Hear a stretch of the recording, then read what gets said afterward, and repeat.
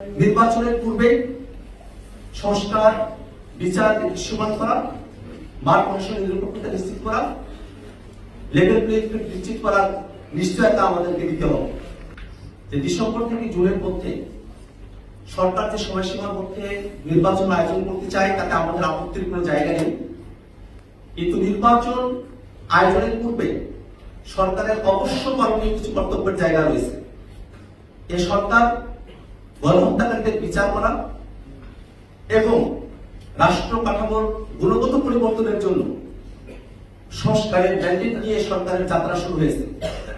অতএব নির্বাচনের পূর্বে বিস্তারকে দৃশ্যমান করা এবং সংস্কারকে বাস্তবায়ন করা এই সরকারের অবশ্য কর্তব্য।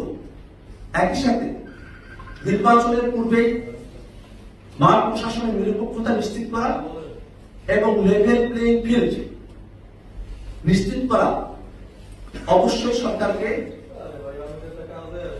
আমাদের কাছে প্রতিশ্রুতি ব্যক্ত করতে হবে এবং নির্বাচনের পূর্বে সংস্কার বিচার দৃশ্যমান করা, মাঠ কমিশনের নিরপেক্ষতা নিশ্চিত করা, লেভেল প্লেইং ফিল্ড নিশ্চিত করার নিশ্চয়তা আমাদেরকে দিতে হবে।